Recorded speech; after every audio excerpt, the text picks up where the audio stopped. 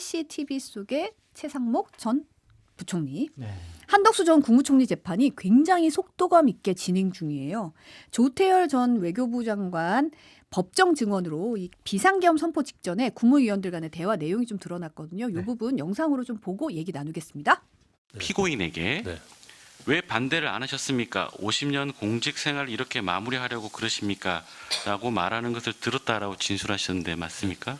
제 표현이 상당히 강해서 이 양반 굉장히 세게 얘기하네 뭐 그런 느낌을 가지면서 제가 들었기 때문에 기억을 하고 있습니다. 이상민 전 장관에게 네. 너는 원래 예스맨이니까 노라고 못했겠지라고 말하는 것을 들었다라고 진술하셨었는데 이것도 맞나요? 그것도 제가 표현이 과하다고 생각해서 제가 기억을 하고 있습니다. 저기서 너는 원래 예스맨이니까 노라고 못했겠지. 이상민 전 장관에게 얘기했다는 이 발언 상당히 화제가 됐는데 이게 최상목 전 부총리가 아주 강하게 얘기했다는 진술이잖아요. 이걸 뭐 평가할 수도 있겠지만 저는 이게 또 비겁한 것 같아요. 이 얘기를 윤석열 전 대통령에게 했었어야 되지 않았을까. 바짓가랭이라도 잡으면서 몸으로 막으면서도 이런 결기가 있다면 막으면 되지 않았을까. 왜 그런 것을 못하고 남아있는 국무총리나 그 측근 행안부 장관에게 그런 얘기를 하면서 본인 스스로 면피하려고 한 것이 아닌가? 전 좀 부정적으로 보고 있어요.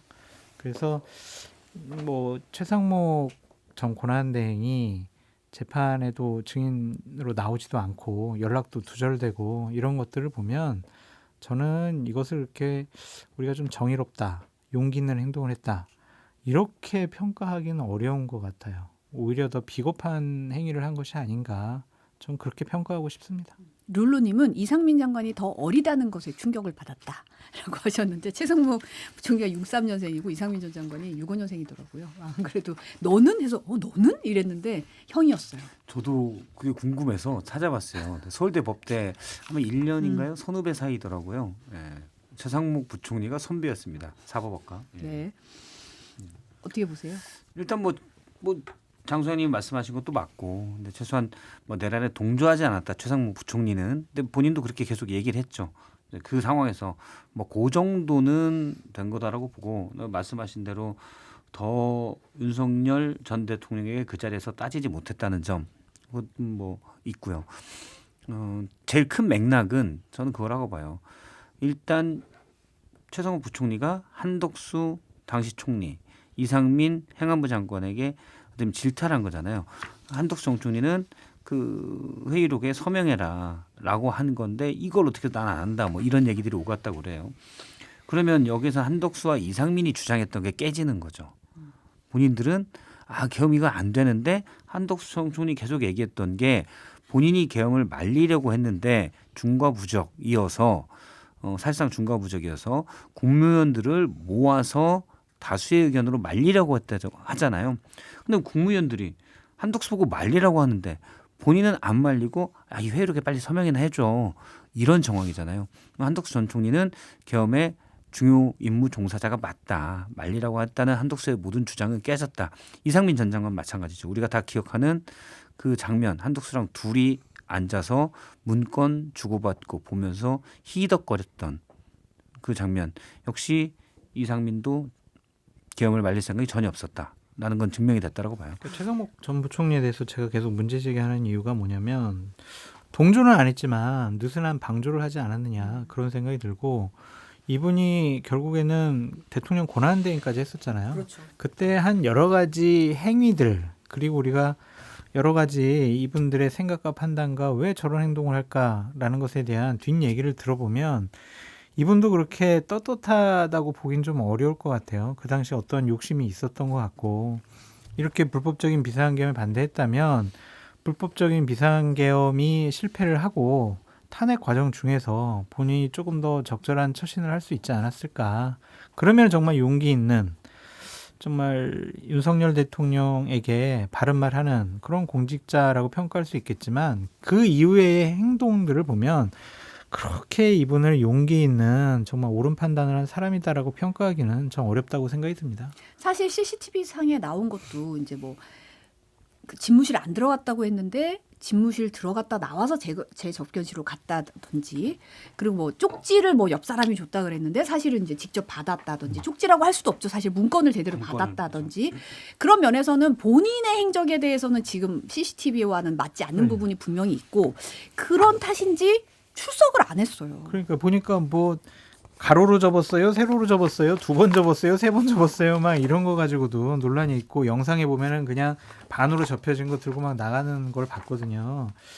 이게 대단히 만약 이 법에 적용을 받는다면 본인이 앞으로 감옥에서 살 수밖에 없는 상황으로 몰릴 수밖에 없잖아요. 그래서 최대한 자기에게 유리한 증언을 좀 하고 싶어하는 것이 아닌가 그런 생각이 좀 듭니다.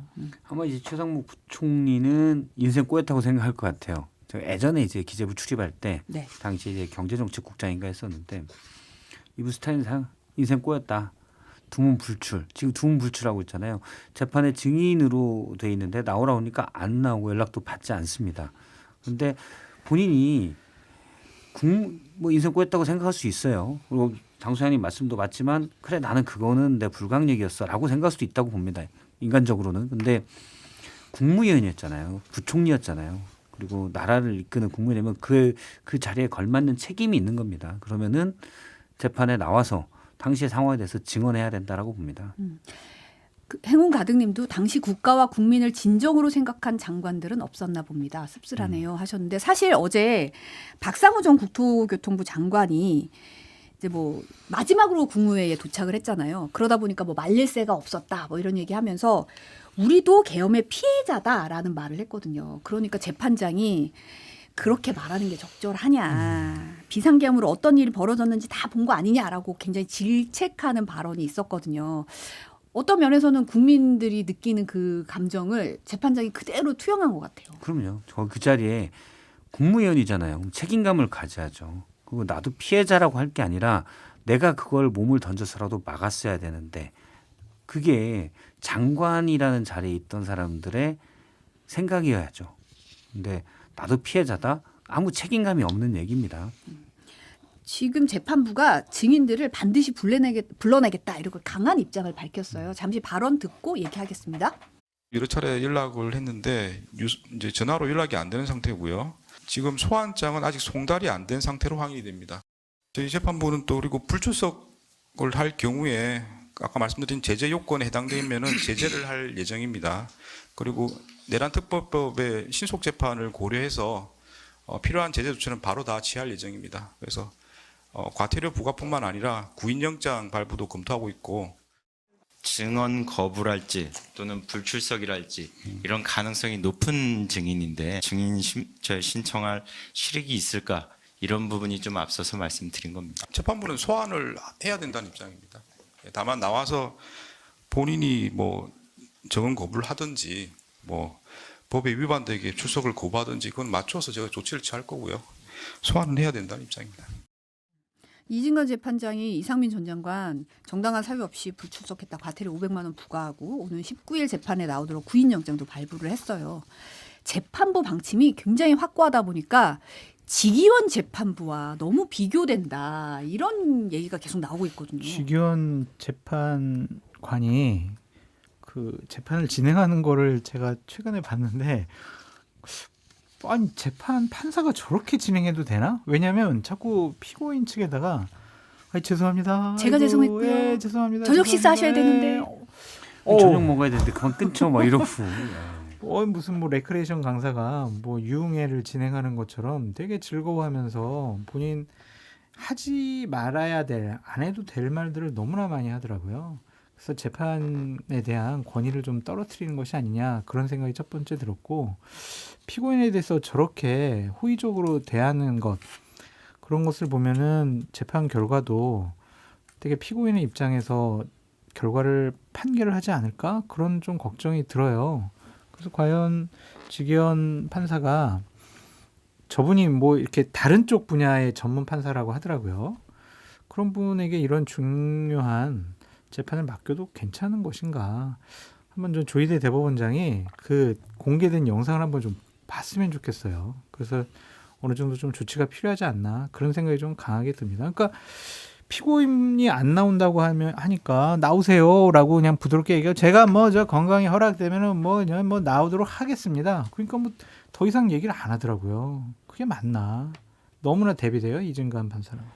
뭐두 분을 이렇게 보니까 나이는 저기 이진관 부장판사가 한덕수 재판하고 있는 이진관 부장판사가 한 살이 많고 73년생이더라고요. 네. 연수원은 1년 후배더라고요. 둘 다 서울대 법대이기 때문에 뭐 학교 다닐 때 알았는지 어땠는지 모르겠어요. 근데 이게 내란 재판이잖아요. 불법 계엄에 대한 재판인데 이 재판의 무게를 모르는 것 같다. 여러 가지 뭐 표현을 떠나서 할 건 해야 되잖아요. 뭐 우리가 다 알고 할 거 있는 해야죠. 윤석열을 풀어준 것부터 그렇고 근데 이진권 부장판사는 여러 가지 얘기를 보면은 이분은 이 내란 재판의 무게를 알고 하는 것 같아요. 저는 뭐 개인적으로는 어쨌든 같이 있고 뭐 알 수도 있는 같은 대학의 어떤 그런 주기현 부장판사가 그렇게 재판을 하는 진행 방식에 사법부가 다 그런 건 아니다라는 걸 보여주기 위해서 이진권 부장판사보다 더 단호한 모습을 보이고 있는 건 아닌가라는 생각도 들고 근데 그게 맞죠. 이 재판의 무게가 다르잖아요. 그럼요. 네, 그거를 지교는 전혀 모르고 있구나라는 생각이 듭니다. 이진관 부장판사가 하니까 더 두드러져 보이는 것 같아요. 지금 이 상황에서 더 이제 생중계되고 그렇죠. 사실은 재판 중계 과정을 일반 사람들은 잘 볼 수가 없잖아요. 그렇죠. 그런 상황에서 어떻게 보면 결이 비슷한 재판을 어떤 식으로 다루는지 그러니까. 이게 맞아 싶은데 아 그래 저렇게 하는 거지 증인이 나오겠다고 뭐 안 나오겠다 그러면 강제 구인하고 나가고 이건 와야 된다 그러고 날짜 탁탁탁 정해서 이날 딱 정해주고 하잖아요. 정리를 굉장히 잘하더라고요. 그래서 보는 사람이 아 그래 저렇게 가야지 신속하게 재판이 되겠구나라는 생각이 딱 들었어요. 그다음에 이제 웃음기도 별로 없고 정색을 하면서 본인 스스로 권위를 좀 세워 나가는 거거든요. 저렇게 권위가 있어야 마음에 들지 않는 원하지 않는 판결이 나오더라도 인정을 하고 받아들이는데 지기현 재판장이 저렇게 좀 유흥회처럼 재판을 진행을 하게 되면은 원하지 않는 결과가 나온 쪽에서는 반발이 상당히 좀 심하고 그 재판 판결에 대한 권위도 인정받지 못할 것 같아요. 좀 되돌아봤으면 좋겠습니다. 증인이 나오는 건 법적인 의무예요. 재판이라는 이게 이루어지기 위해서 판사가 모든 상황을 정확하게 판단하기 위해서 증인이 되면 나오도록 하는 게 국민의 의무거든요. 그래서 안 나오면 과태료를 받습니다. 그래서 이상민 장관도 그 과태료를 500만 원 받도록 돼 있죠. 근데 그거를 특히 내란 재판이면 판사가 정확한 판단을 해야 되잖아요. 나는 이분의 증언이 필요한 것 같아라고 생각하면 필요한 거죠. 저는 그거를 이 재판의 무게에 비춰서 이진관 부장판사가 잘 보여주고 있다고 봅니다.